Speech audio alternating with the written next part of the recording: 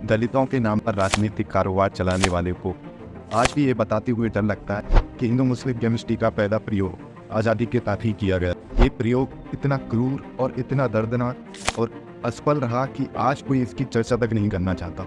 Elective दायरे में रहने वाले दलित लीडर या फिर दलित चिंतक सबको एक दलित परिवार में जन्मे योगेंद्र नाथ मंडल के नाम से खासा परहेज है।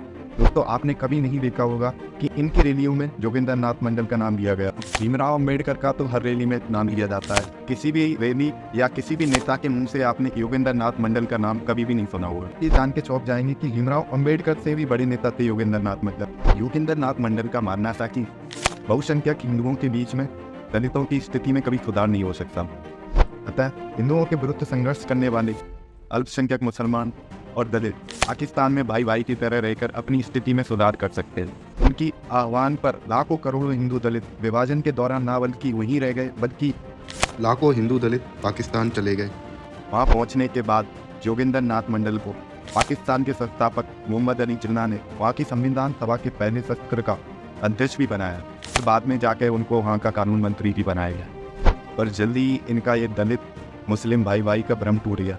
खुद तो 1950 में भागकर भारत आ गए, पर उनके बहकावे में आकर लाखों करोड़ों हिंदू आज भी पाकिस्तान में इतिहास बनकर रह गए। जोगिंदर नाथ मंडल वह व्यक्ति था जो हिंदू होकर जिन्ना के साथ देश तोड़ने का काम कर रहा था और अपने स्वार्थ के लिए किसी भी स्तर तक जाने को तैयार।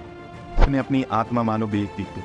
आत्मसम्मान को गिरवी रखकर वह जिन्ना के संकेतों पर देश तोड़ने का काम कर रहा था। जानते हैं आज इस योगेंद्र नाथ मंडल के बारे में, कहाँ इसका जन्म हुआ, कैसे इसने भारत विभाजन में अपनी सक्रिय भूमिका निभाई, साथ ही साथ कैसे इसको पाकिस्तान से भगा दिया गया, फिर कैसे यह भारत में आकर फिर गुमनामी की जिंदगी में है जिसने जीवन दिया और आखिर में इसकी गुमनामी में ही मृत्यु हुई। मैं जोगेंद्र नाथ मंडल हूँ। संभव है कि आप लोगों ने मेरा नाम नहीं सुना होगा।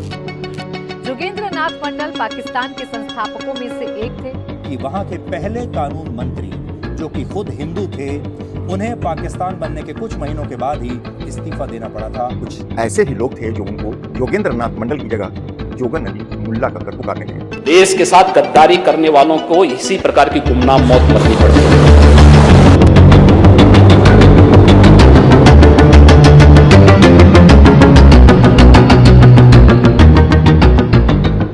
योगेंद्र नाथ मंडल का जन्म बंगाल के बारीसाल जिले के मईसकड़ी में हुआ था। इसकी माता का नाम संध्या और पिता का नाम रामदयाल मंडल था। योगेंद्र ने सन 1924 में इंटर और बाद में सन 1929 में बीए पास कर पोस्ट ग्रेजुएशन की पढ़ाई पहले ढाका फिर कोलकाता विश्वविद्यालय से पूरी की थी। मैकाले की उच्च शिक्षा पद्धति से शिक्षित होने के कारण ये भी भारत की महान सभ्यता संस्कृति के विरोधी बन गए थे। पहले वे कांग्रेस में रहे, फिर उनको लगा कि कांग्रेस सिर्फ कुछ हिंदुओं की पार्टी है। हिंदू विरोधी मानसिकता होने के कारण जल्दी ये मुस्लिम लीग के खास सदस्यों में से एक बन गए। नाथ मंडल नाम सूत्र समुदाय से संबंधित थे। मंडल आज़ादी के पहले दलितों के सबसे बड़े नेता कहे जाते थे। यहाँ तक कि भीमराव अंबेडकर साहब से भी बड़े नेता कहे जाते थे। भीमराव अंबेडकर से भी बड़े नेता इसलिए कहा क्योंकि 1945 और 46 में जब संविधान निर्माण के लिए चुनाव हुए थे तब भीमराव अंबेडकर बम्बई से ये चुनाव हार गए थे। ऐसे में ये योगेंद्र नाथ मंडल ही थे जिन्होंने अपने कोटे से बंगाल से इनको चुनाव जितवाया था। 1946 और 47 में जब पश्चिम बंगाल का मुख्यमंत्री सोहरावर्दी था तो उसने सीधी कार्रवाई दिवस 16 अगस्त 1946 को मनाया था। तब इस व्यक्ति ने सोहरावर्दी सरकार को अपनी ओर से हर सहायता प्रयास जारी रखा हुआ। यही कारण था कि जोगेंद्र नाथ मंडल की मुस्लिम परिस्थितियों के कारण देश को तोड़ने वाले जिन्ना और उनके साथियों की दृष्टि में योगेंद्र नाथ मंडल बहुत चढ़ गया था। मुस्लिम लीग ने उसे यह आश्वासन दिया था कि पाकिस्तान में दलित हिंदुओं के अधिकार सामान से अधिक अधिकार दिए जाएंगे। जिस तरह से आज मुस्लिमों को अधिकार भारत में दिए गए हैं, उसी तरह दलितों को भी वहाँ पर अल्पसंख्यक के तौर पर काफ़ी अधिकार दिए जाएंगे। लेकिन दोस्तों, ऐसा कुछ हुआ नहीं। डायरेक्ट एक्शन के दिन हुए नरसंहार में कुछ हिंदू नेताओं और कांग्रेस नेताओं ने समर्थन वापस लेने को कहा, लेकिन इसने अपना समर्थन जारी रखा। उसने दलित हिंदुओं को दंगों से अलग रहने को कहा था। तोबा खाली में हजारों हिंदू दलित मारे गए थे क्योंकि उन्होंने अपनी बचाव में कोई व्यवस्था नहीं की थी। जोगिंदर नाथ मंडल की वजह से ज़्यादातर दलित नेता और दलित हिंदू इस दंगों से बिल्कुल दूर रहे, वजह से उनके पास अपने बचाव के लिए कोई व्यवस्था नहीं। जोगिंदर नाथ मंडल ने भारत विभाजन के समय अपने दलित अनुयायियों को पाकिस्तान के पक्ष में वोट देने का आदेश इस जोगिंदर नाथ मंडल ने दिया। विभाजन के पहले वाला भाग बंगाल और सिलहट, जो कि आज आधुनिक बांग्लादेश में है, उसमें करीब 40% वोटिंग हिंदुओं ने की थी। इसकी वजह से मुस्लिम लीग भारत का एक बड़ा भाग, जहाँ ज़्यादातर 75% की आबादी हिंदुओं की थी, उसको इस जोगिंदर नाथ मंडल के सहयोग से एक बड़ा भाग अपने में शामिल करने में सफल हुई। मंडल दलितों की एक बड़ी संख्या लेकर जब पाकिस्तान जा रहे थे, तब बाबा साहब ने उन्हें समझाने की पूरी कोशिश की थी कि कल का भारत कल के पाकिस्तान से बेहतर होगा, महफूज होगा, सर्व स्वीकार होगा, और मंडल मन बना चुके थे। लिहाजा तमाम दलित परिवारों के साथ वह पाकिस्तान में जा बसे, पाकिस्तान का संविधान लिखा, वहाँ के पहले कानून मंत्री भी बने। जोगिंदर नाथ मंडल ये नहीं समझ पाए कि उन्हें एक राजनीतिक मोहरा बनाकर ये सब किया जा रहा है। इस स्थिति को आज वर्तमान की राजनीति से भी समझ सकते हैं। आज के जैसे मुस्लिम नेता, ओबीसी जैसे लोग दलित नेताओं को अपनी गोद में लेने का नाटक करते हैं, और वास्तव में वो दलित के साथ साथ हिंदू होने का भी उनसे भीतरी भाव से घृणा का भाव रखते हैं। दलित भाइयों को खुश करने के लिए अंतिम सरकार में 5 मंत्रियों का नाम था, जिसमें एक नाम जोगिंदर नाथ मंडल का कानून मंत्री के तौर पर भी नाम था, पर यह होता सिर्फ कागजों तक ही सीमित था। मंडल महोदय को जल्दी ये चीज़ समझ में आ गई थी कि उन्होंने कितनी बड़ी गलती कर दी है पाकिस्तान का साथ देकर, क्योंकि पाकिस्तान की मुस्लिम नौकरशाही को उनकी उपस्थिति से भी घृणा होती थी। मुस्लिम नौकरशाही नहीं चाहती थी कि कोई उनको आदेश देने वाला उनके ऊपर कोई हिंदू बैठा हो, या कोई ऐसा व्यक्ति जो उनकी धार्मिक ग्रंथ कुरान में विश्वास ना रखकर किसी और धर्म ग्रंथ में विश्वास रखता हो। ये कारण था कि पाकिस्तान की मुस्लिम नौकरशाही मंडल साहब को कदम कदम पर अपमानित करने लगी थी, उनका तिरस्कार होने लगा, दलित होने का अंत पहले से भी ज़्यादा महसूस होने लगा। पर पाकिस्तान आने का फैसला उनका खुद का था, लिहाजा पाकिस्तान में तमाम तिरस्कार और भेदभाव सहते हुए भी वे खामोश थे। बाद में जोगिंदर नाथ मंडल को सत्ता के केंद्र बिंदु से दूर कर दिया गया। उनकी स्थिति सिंधी की एक लोक युक्ति से बयां की जा सकती है, जिन्हीं ले मुआसी से कांदी ना किया। इसका अर्थ है कि जिन लोगों के लिए आप मर जाते हैं वो आपकी शोक सभा तक में भी नहीं आते। परंतु अब मुस्लिम लीग को दलित मुस्लिम की दोस्ती का ढोंग करने की भी जरूरत नहीं रह गई थी, उनके लिए हर गैर मुस्लिम काफिर था। पूर्वी पाकिस्तान में मंडल की अहमियत धीरे धीरे खत्म हो चुकी थी। दलितों पर अत्याचार शुरू होने लग गए थे। 30% हिंदुओं की जान माल, यहाँ तक कि उनकी बहनों की इज्जत भी खतरे में थी।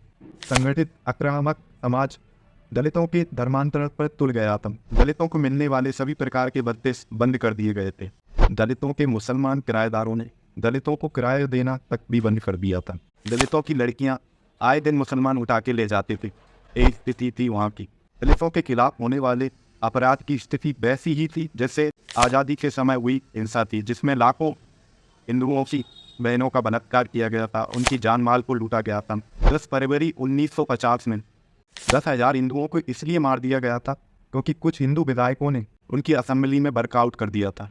इसी बात को लेकर वहाँ के 10,000 हिंदुओं का नरसंहार किया गया था। आप सोच सकते हो कि उस समय दलित हिंदुओं की क्या स्थिति रही होगी। को लेकर मंडल साहब भी चिंतित थे। उन्होंने जिन्ना साहब को पत्र भी लिखा था, जिसमें उन्होंने कहा कि मुस्लिम हिंदू वकीलों, डॉक्टरों, दुकानदारों और कारोबारियों का बहिष्कार करने लगे हैं, जिसकी वजह से इन लोगों को जीविका की तलाश में पश्चिम बंगाल जाने के लिए मजबूर होना पड़ रहा है। गैर मुस्लिमों की संग नौकरियों में अक्सर भेदभाव होता है। लोग हिंदुओं के साथ खान पान भी पसंद नहीं करते हैं। पूर्वी बंगाल के हिंदुओं, जिसमें दलित और शरण, सभी के घरों को आधिकारिक प्रक्रिया किए बिना ही उन पर कब्जा कर लिया गया है। हिंदू मकान मालिकों को मुस्लिम किराएदारों ने किराया देना बंद कर दिया है। जोगिंदर नाथ मंडल ने बार बार चिट्ठियां लिखी, लेकिन इस्लामिक सरकार ने उनके लिए ना ही कुछ किया और ना ही वे कुछ करना चाहते थे। फिर उन्हें समझ में आ गया था कि उन्होंने किस पर विश्वास कर सबसे बड़ी मूर्खता कर दी है। देश से जा चुके थे, अब धर्म और जान बचाने की चुनौती उन पर आ गई। पाकिस्तान में खुलकर विरोध करने के कारण पाकिस्तानी उन्हें देशद्रोही तक मानने लग गए। ऐसे में जान बचाने के लिए मात्र 3 साल बाद ही एक रात जोगिंदर नाथ मंडल पत्र लिखकर वापस भारत आ गए। उनके पत्र में एक एक शब्द में धोखा मिलने की पीड़ा थी। दलितों को इस्लामिक कट्टरपंथियों से ना बचाने की वेदना थी और धोखा मिलने का अफसोस भी था। उन्होंने लिखा कि डायरेक्ट एक्शन के दिन उनके आंखों के सामने हुए नरसंहार को देखकर भी उन्होंने पाकिस्तान जाने का फैसला किया। उन्होंने लिखा कि यह मेरी जिंदगी का सबसे गलत फैसलों में से एक था। जोगिंदर नाथ मंडल का इस्तीफा किसी भी दलित के लिए हॉरर मूवी से कम नहीं था। भारत माता के प्रति किए गए द्रोह के कारण अब उनको लगा कि उन्हें अपनी पवित्र माता की धरती में वापस चला जाना चाहिए। उसके विरुद्ध उन्होंने विभाजन करके असम अपराध किया था, उसके टुकड़े किए थे। फलस्वरूप 1950 में वह भारत की धरती पर वापस लौट के आ गए। भारत के पश्चिमी बंगाल के बनगामी में वह गुमनामी की जिंदगी जीते रहे। पाकिस्तान के साथ पिछले संबंधों के कारण लोगों ने उन्हें बंटवारे और मौजूदा हालात के लिए उन्हें जिम्मेदार ठहराया था। लोग उनका मजाक उड़ाते थे। लोग उन्हें जोगेंद्र नाथ मंडल की जगह जोगन अली मुल्ला कहकर पुकारते थे। फिर भी नेता बनने की चाहत में वे 4 बार चुनाव लड़े। वह ये कि चारों बार उनकी जमानत जब्त हुई थी। उन्होंने एक छोटा सा समाचार पत्र या पत्रिका प्रकाशित की थी, लेकिन लोगों ने उनमें कोई खास रुचि नहीं दिखाई। उनके पिछले संबंधों के कारण लोगों का उन पर भरोसा उठ गया था। 18 साल तक अपने किए पर पछताते हुए 8 अक्टूबर 1968 में गुमनामी में ही उनका जीवन समाप्त हो गया। जोगेंद्र नाथ मंडल ने अपने पत्र में मुस्लिम लीग से जुड़ने व पाकिस्तान से इस्तीफा देने के बारे में अपनी वजह को उस पत्र में स्पष्ट किया था। उन्होंने अपने पत्र में लिखा था कि बंगाल में मुस्लिम और दलितों की एक जैसी स्थिति थी। दोनों ही पिछड़े और अशिक्षित थे। मुझे आश्वासन दिया गया था कि मुस्लिम लीग के साथ मेरे सहयोग से ऐसे कदम उठाए जाएंगे जिससे बंगाल की बड़ी आबादी का भला होगा और हम सब मिलकर ऐसी आधारशिला रखेंगे जिससे सांप्रदायिक शांति और सौहार्द बढ़ेगा। बस साहब और जोगेंद्र नाथ मंडल में ये बेसिक अंतर यहाँ समझ में आता है। एक तरफ दलित मुस्लिम गठजोड़ से जनक मंडल का शर्मनाक अंत हुआ, दूसरी तरफ भीमराव बाबा साहब अम्बेडकर को हैदराबाद के निजामों ने अरबों रुपए और बड़े बड़े पदों का ऑफर दिया था। वहाँ उन्होंने इन सब चीज़ों को ठुकरा दिया था। उनका मानना था कि हम इसी भारतीय भूमि से निकली हुई सनातन चेतना से हमेशा जुड़े रहेंगे, राष्ट्र को काटने और तोड़ने का काम बिल्कुल भी नहीं करेंगे। बाबा साहब से कुछ ईसाई मिशनरियों ने भी संपर्क किया।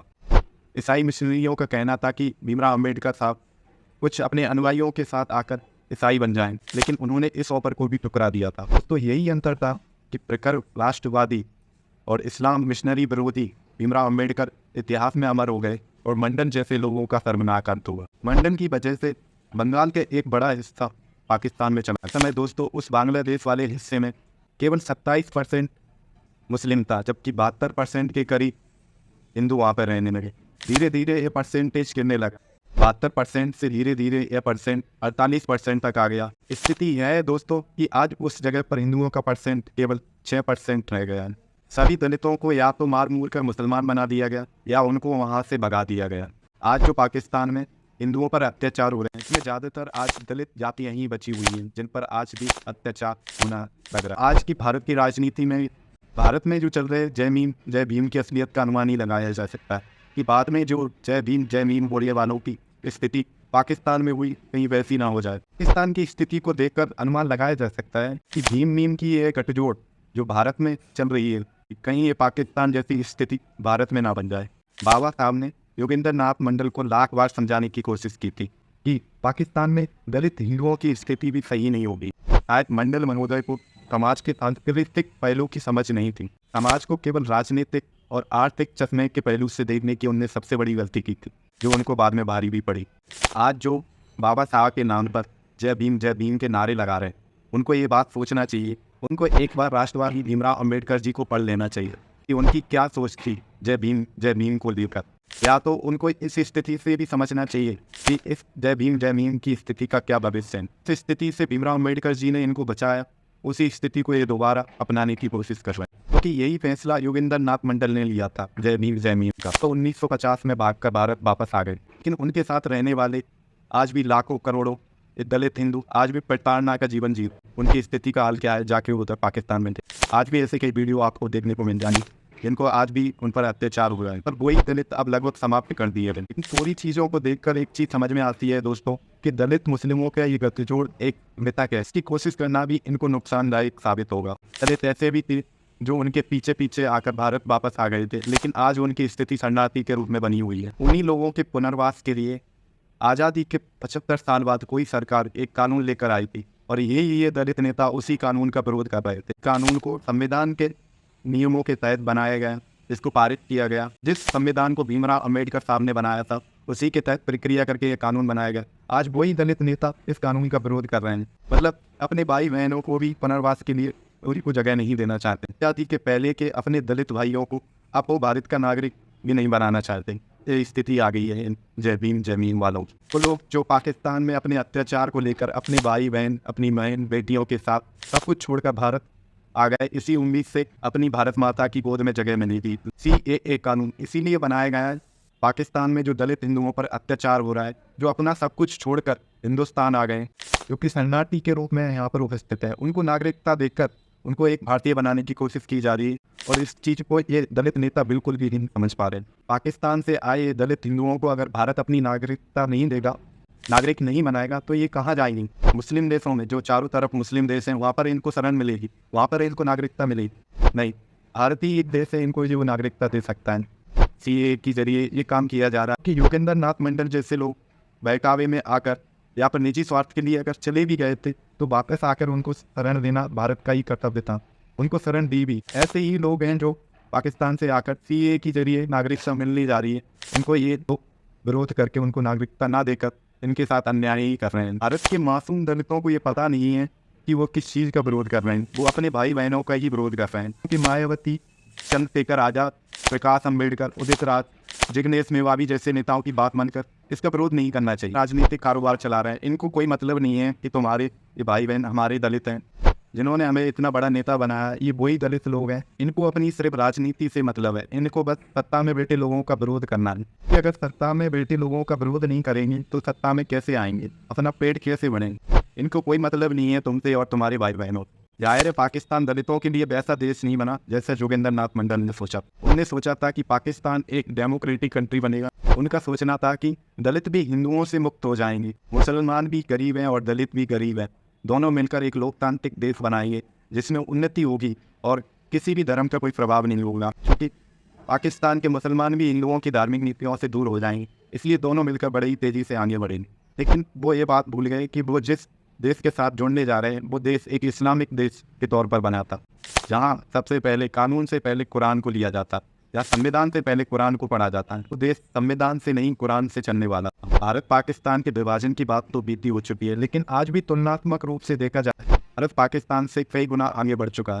भारत में दलितों को 52,000 करोड़ रुपए का बजट मिला है, आरक्षण प्राप्त है, दुनिया भर में किसी भी देश से ज़्यादा सुविधाएं और अनुकूलता प्राप्त हैं। क्योंकि भारत में तो लोगों ने बाबा साहब भीमराव अम्बेडकर के द्वारा बनाया गया संविधान को अपनाया, लेकिन पाकिस्तान में ऐसा कुछ देखने को नहीं। दलितों को वहाँ पर ठेका दिखाकर ही वहाँ से भगा दिया गया, उन्हें धर्मांतरण करके इस्लाम में कन्वर्ट किया जा रहा है। ना ही उन्हें बोलने की आज़ादी है, ना ही उन्हें लिखने की आज़ादी है, ना ही किसी राजनीतिक पद पर आने की अनुमति है। सिर्फ धर्म को और आतंकवाद को ही बढ़ावा दिया गया, जो कि बिल्कुल भी लोकतांत्रिक तौर से काम नहीं किया। पाकिस्तान के जो प्रमुख लीडर थे उन्होंने पाकिस्तान के लोगों, चाहे वह दलित हों चाहे मुस्लिम हो, उन्होंने अपने तौर पर उनका इस्तेमाल किया। उन्हें धर्म का पाठ पढ़ाकर उन्हें बेवकूफ़ बनाया गया। ऐसा ही इस्तेमाल उन्होंने दलितों को किया। दलितों को शुरू में भरोसा दिलाया कि अगर दलित उनका साथ देंगे बड़े ही उन्नति से आगे बढ़ेंगे, बड़े ही प्रोसेसिक तरीके से काम करेंगे, लोकतांत्रिक तरीके से चलेंगे, धर्म का कोई प्रभाव नहीं होगा, वही समुदाय धर्म से मुक्त होंगे, जो कि हिंदुओं का इसमें बिल्कुल भी प्रभाव नहीं होगा। पाकिस्तान बनने के बाद उन्हें इस ढोंग को करने की ज़रूरत नहीं थी। उन्हें अपनी प्राथमिकता पर पहले धर्म को रखना ही जरूरी समझा।